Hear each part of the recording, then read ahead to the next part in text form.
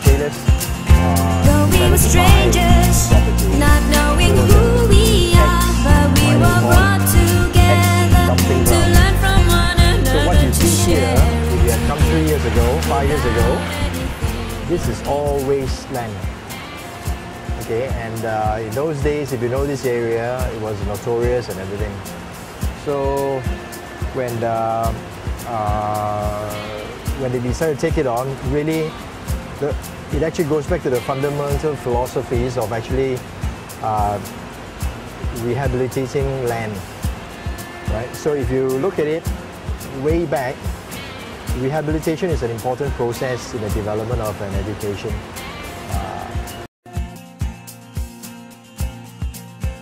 We've got 27 acres, which make up the entire project. 18 of which are with the campus, and then we've got a commercial development making up the balance. The development to date is only the first stage of the campus, and we're still working on finishing the first stage of the commercial. The planning is that there is at least another 2 stages of the campus, which will be a continuation of the faculty buildings that you see here. There'll be a continuation of those of at least 3 more of those buildings, and then we have got approved a 28-storey tower, which rises up at the end of the property. So this is only the first stage of the campus. On the commercial side, you can see this is the first stage of the commercial, which is a 1,000-room hostel accommodation, and we've got 53 units of F&B and non-F&B retail. We have another 2 stages of the commercial. The second stage, which is a similar building to the first one that we're doing here. The third stage will be, we've got 2 17-storey towers on a 6-storey podium. All of the commercial is designated to cater to 3,000 to 4,000 students of accommodation, and all the F&B and retail areas which will support the campus. I think it's always very interesting to combine the philosophies of architecture into an educational building. I think for us, for me, really it is the essence of actually being able to combine the environment that we can create, the architecture that we can create, really says it all by bringing the various elements together.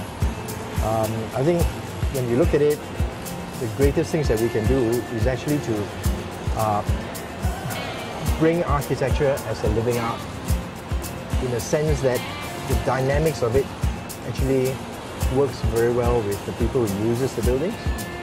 And in the environment that we create, it is in essence the lifestyle that we create for the people here. In the time that they spend in the buildings, they actually experience the environment, the opportunity to if you like, home in on their experiences in the architecture that we form. So if you look at the architecture that we have now, very much of it is very modern, it's tropical. We use simple elements like glass, steel, and white walls. But that effectively and essentially defines the sort of concept that we are actually trying to create. This campus has a lot of space. It is built to have all the facilities that students will need. Education is not only about the classrooms. It's about lifestyle. It's about interacting and socializing and having places to hang out. It's about having an environment that creates a desire for learning. You know, this place has almost got an encouragement of its own. The staff comes here and they look at this place and say, "Whoa, wow! There's so many things I can do here, which I've always wanted to do, but because of a lack of space and a lack of opportunity, I'm unable to do." Staff are very encouraged. They are as excited as all of us are to move in here, because this place really gives them the opportunity to express themselves and to teach in a way that they weren't able to do so. The design of this place reflects a lot of what we see in foreign universities, and a lot of it is about giving the students the space so that they could interact.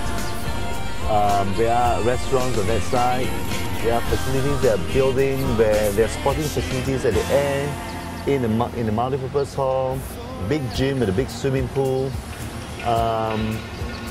We hope that it will encourage the students to participate live in campus as they do in good campuses overseas.